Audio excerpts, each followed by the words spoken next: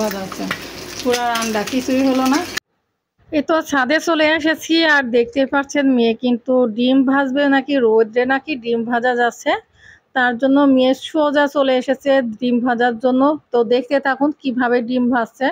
তো মেয়ের কিন্তু ডিম ভাজার জন্য খুবই আগ্রহী হয়েছিল। এই তো তাওয়াতে কিন্তু ডিম দিয়ে দিয়েছে, তাওয়া 20-30 মিনিটের মতো ধরে হিট করে নিয়েছে, তেল হিট করে নিয়েছে, তারপরে ডিম দিয়েছে। দেখুন ডিমের কি অবস্থা, ডিমটা কিন্তু ওইভাবেই আছে, কোনোভাবে কিন্তু ডিমের কিচ্ছু হয় নাই, সবাই বোকামি করে।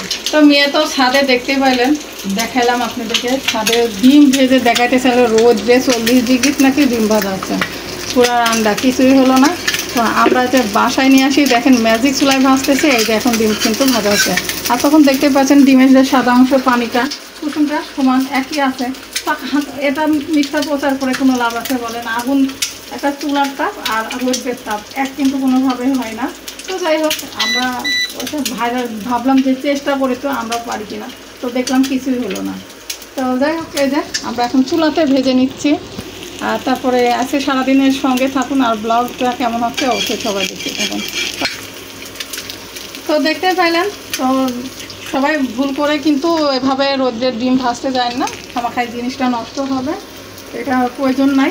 তো চেষ্টা করবেন চুলাতেই রান্না করার। আর আপনারা যদি চান যে আমিও একবার ট্রাই করে দেখবো, দেখতে পারেন, এটাতে আপনাদের ব্যাপার সমস্যা নাই। আসলে আমিও এই কি রোদে পুড়ে আপনাদেরকে কষ্ট করা লাগবে এটাই, তাছাড়া অন্য কিছু না। অনেক, আমার মেয়েও অনেক চেষ্টা করলো। আর আমার তো এমনিতে জন্ডিস হয়েছে, জন্ডিস থেকে ওঠার পর আমি এই রোদের ভিতরে যেয়ে তাও চেষ্টা করলাম আপনাদেরকে দেখানোর জন্য। তো দেখা যাক, আল্লাহ ভরসা, এই রোদের ভিতরে অসুস্থ শরীর নিয়ে তাও যে করলাম। কেউ গুজবে খান দিয়ে না, এটা সত্যি না, এখন সত্যি না।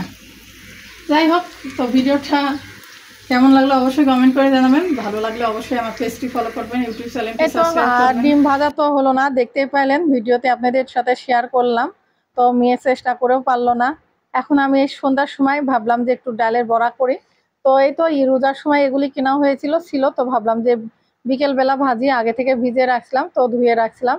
তো এখন বড়ার বানাবো, তার জন্য এই যে ডালগুলি বেটে নেব। তো পাটাতে করতে ভালো লাগছে না, তো ব্লেন্ডারেই করলাম। তো ব্লেন্ডারে করা হয়ে গেছে, দেখতে পাচ্ছেন কাঁচা মরিচ আর ডাল একসঙ্গে বেটে নিলাম ব্লেন্ডারে। এখন লবণ হলুদ দিয়ে মেখে নিব, আর একটা বড় সাইজের পেঁয়াজ কেটে নিব, নেওয়ার পরে মেখে বড়াটা ভেজে নেব। যাই হোক, আজকের বিকালের ভিডিওটা আপনাদের সঙ্গে শেয়ার করলাম, আর সারাদিনের তো ব্লগগুলি আপনাদের তো একটু শেয়ার করেছি, কেমন লাগলো অবশ্যই কমেন্ট করে জানাবেন। আর এভাবে কেউ বোকামি করতে যাবেন না, কারণ এগুলি বোকামি ছাড়া আর কিছু না। এইভাবে ডিম ভাজা আসলে কোনোভাবে হয় না, মানুষের মানে একটু মজা নেওয়ার জন্য সবাই এভাবে ভিডিও করতেছে। যাই হোক, ওটা কোনো ব্যাপার না, আপনারা তাই বলে সত্যি সত্যি এগুলি চেষ্টা করতে যান না।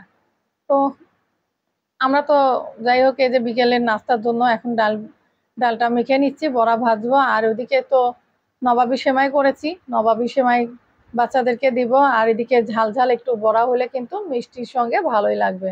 তো মিষ্টি জিনিস খাওয়ার পরে কিন্তু একটু ঝাল জাতীয় কোনো কিছু হলে কিন্তু ভালোই লাগে।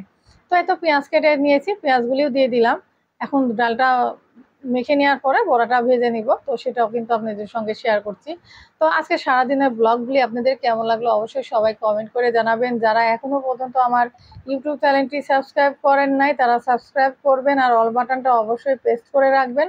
ভিডিও ছাড়লে কিন্তু সবার আগে পেয়ে যাবেন। আর ফেসবুক পেজটি সবাই কিন্তু ফলো করবেন এবং লাইক শেয়ার করতে কিন্তু ভুলিয়েন না, বন্ধু বান্ধবদের সঙ্গে শেয়ার করবেন। এই তো বড়া ভাজা হচ্ছে, তারপরে খাবো। আর ভিডিওটি আর বেশি বড় করছি না, এই পর্যন্তই। আর এদিকে নবাবী সেমাই করেছিলাম, নবাবী সেমাই ছেলে মেয়েকে দিয়েছি, নিজেও একটু খেয়েছি। আর এই তো বাদবাকি রয়ে গেছে।